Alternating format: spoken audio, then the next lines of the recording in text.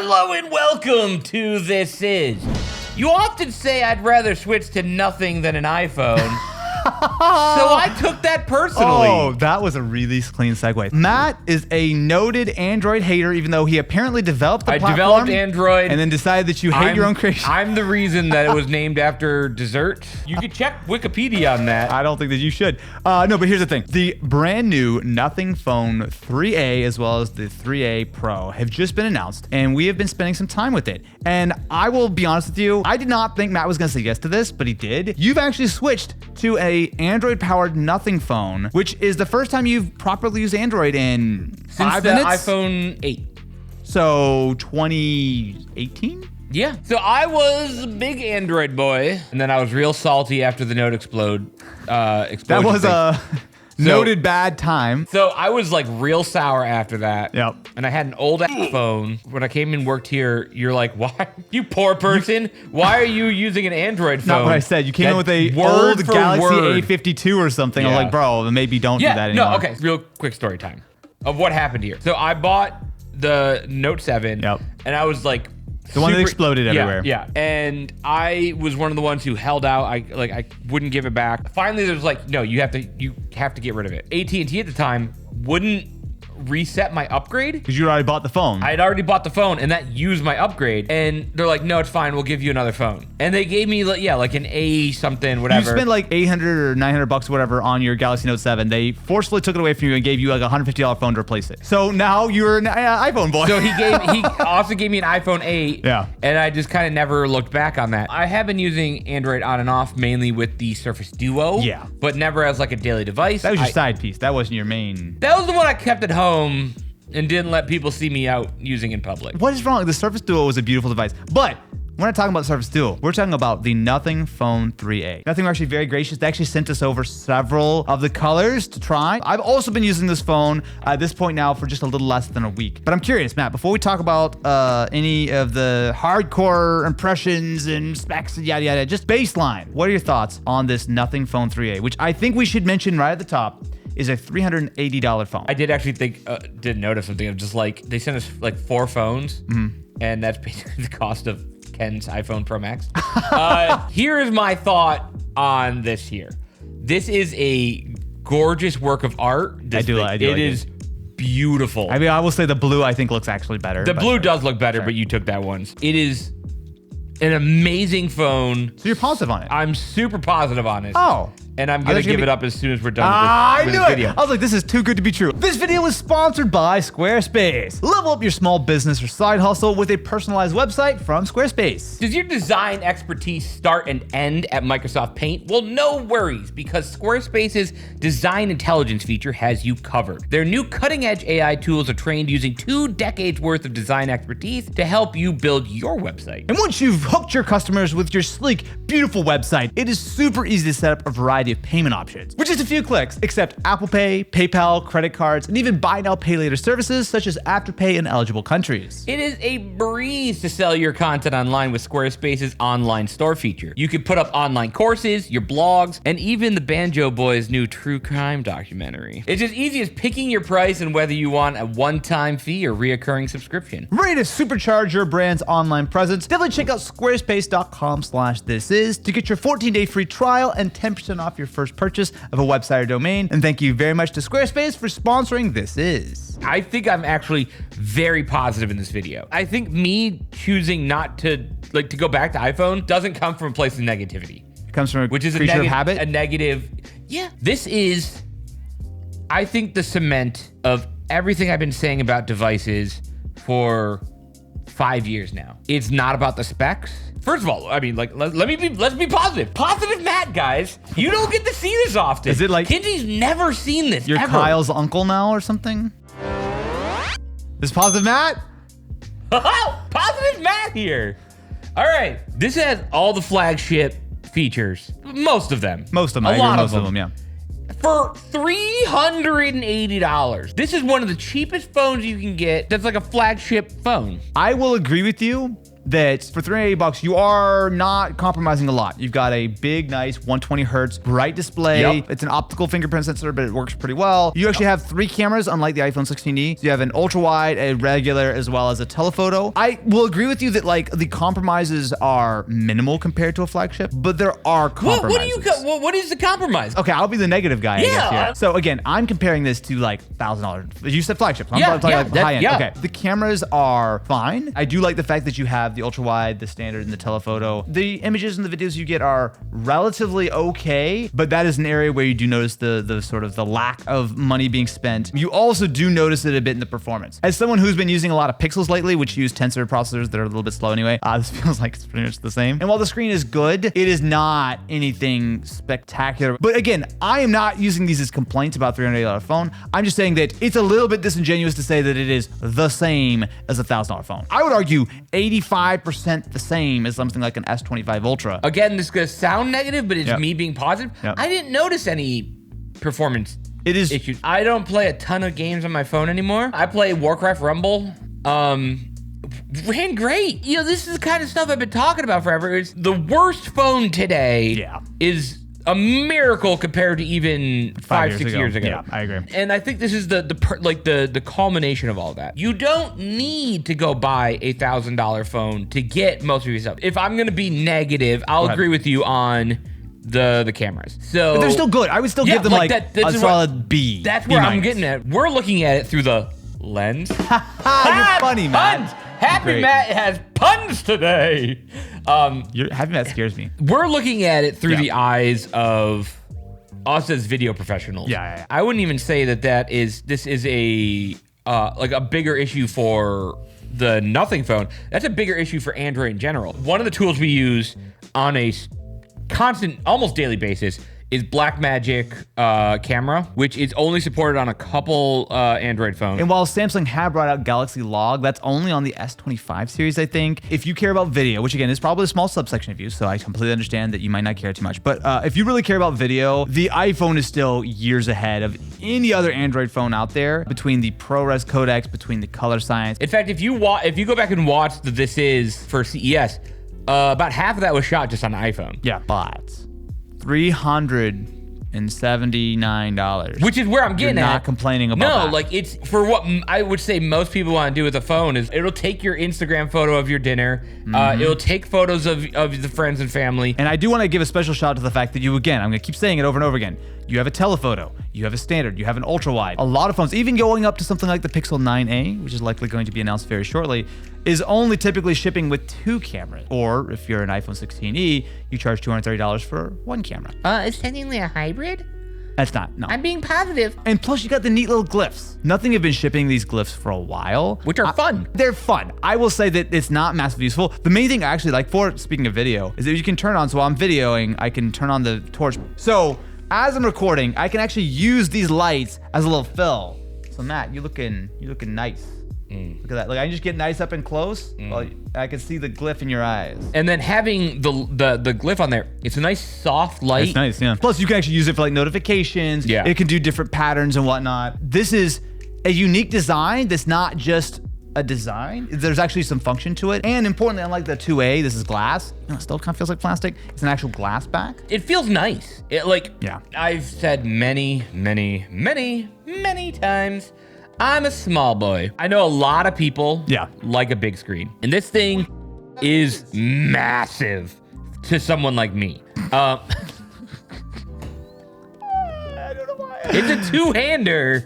Okay. I will say this is like now the normal size of phone. I don't like that. And I'm not knocking that on the Nothing phone. I actually prefer like the standard size Pixel or iPhone, even the regular S25. That is what I prefer as well. But I will say I do completely understand why people like larger phones like this, just because I mean you get more screen real estate, right? I'm able to doom scroll slightly more threads at a time. This did everything I needed to without hiccup.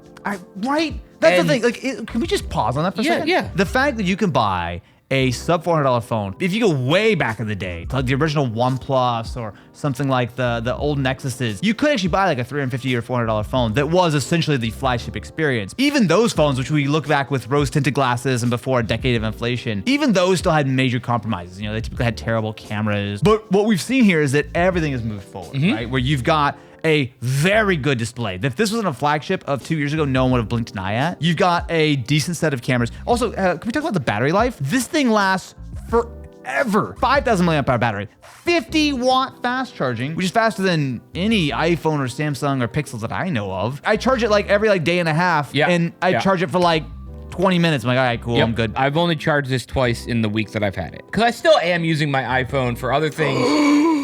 Are you cheating? You didn't actually switch to the Nothing phone? Well, I had did. that back pocket iPhone?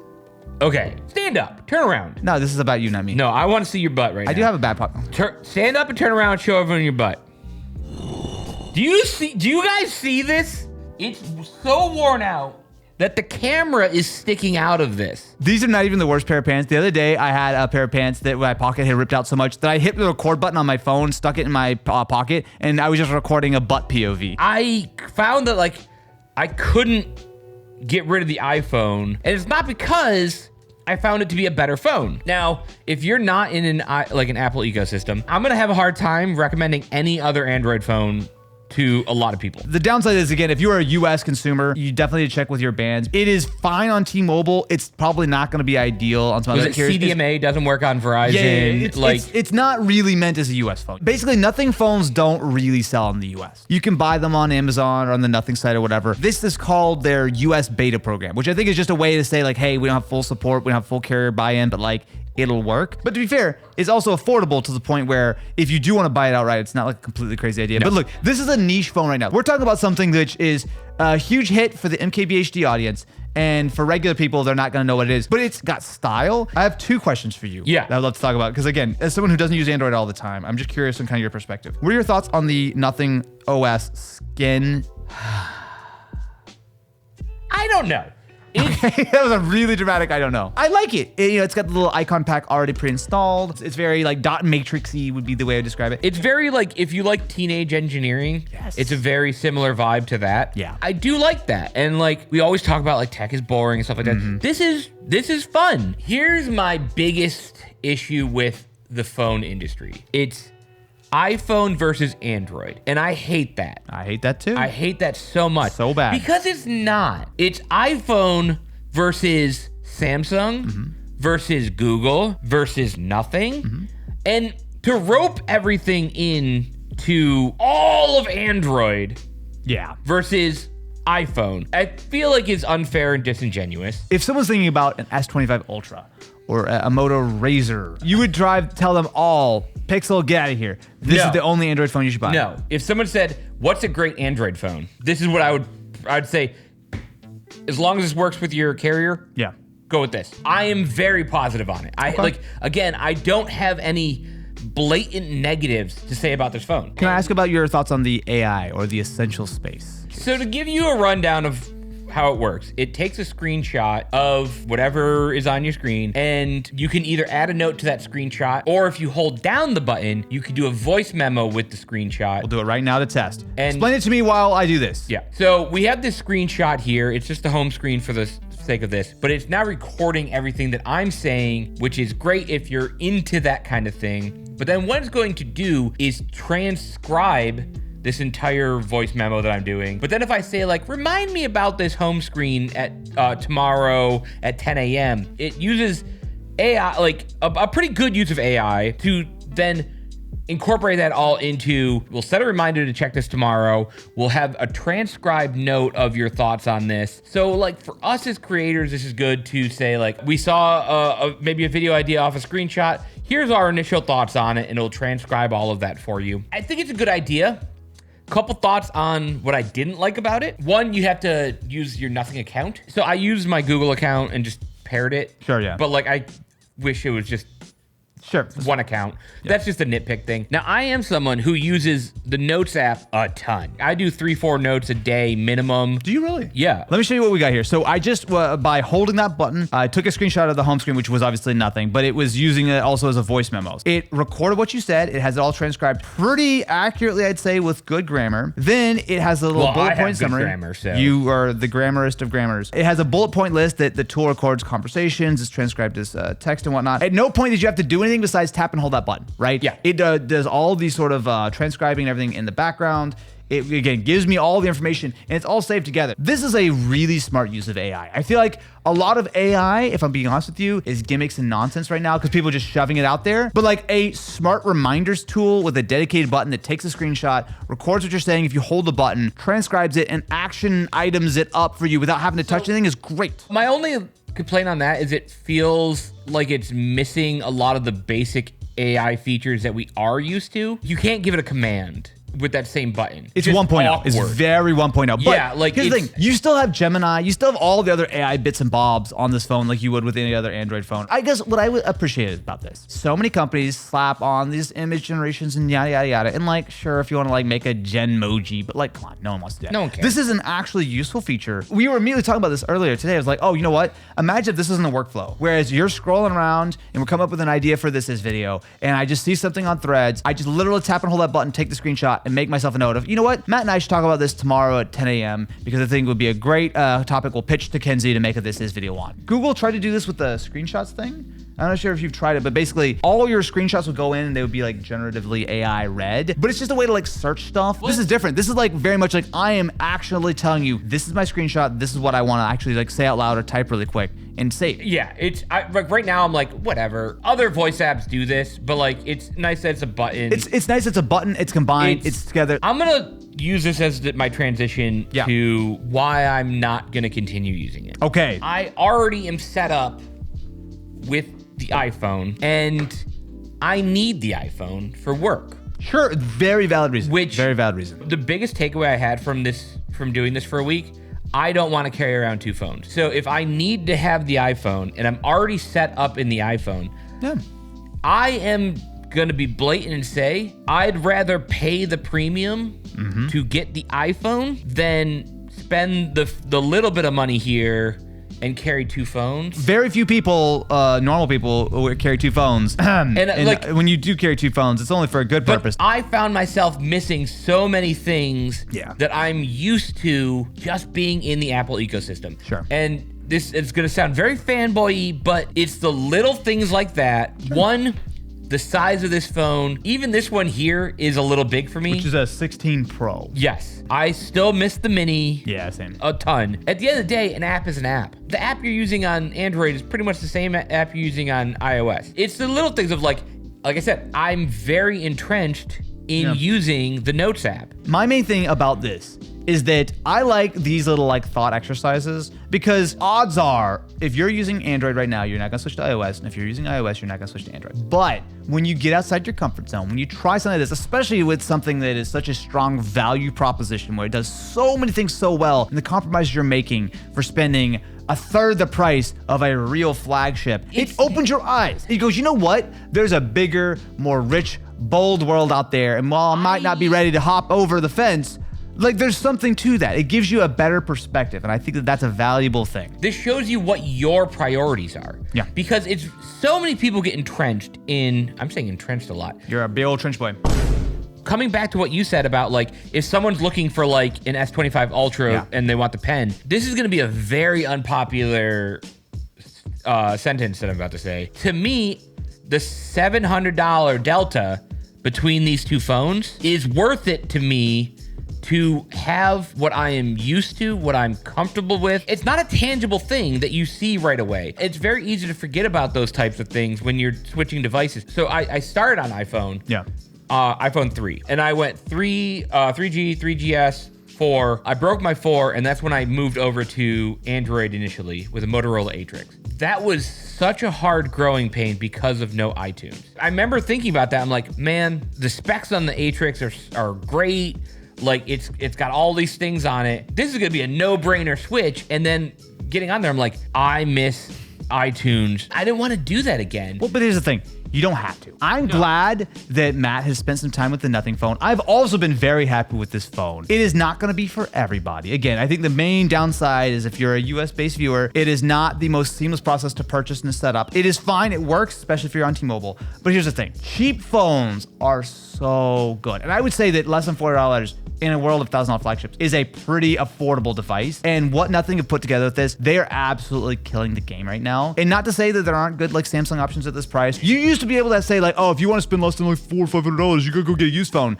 I would actually take this, especially because they have 6 years of software support. But what do you think about the Nothing Phone 3A and Matt's Android escapade? Let us know in the comments below. I'm very curious to know if you're ready to throw your Pixel in the garbage, throw your Galaxy in the sea. Let us know in the comments below. Subscribe, like, follow, and we'll catch you next time when Matt switches permanently to WebOS. I'm back to negative. Android hasn't been the same since they got rid of the desserts. I rescued a puppy from a tree today, and this is the thanks I don't believe you did. I don't think you did that. I didn't, but I'm being positive. Is positive the same as lying? It's not lying. It's just energy.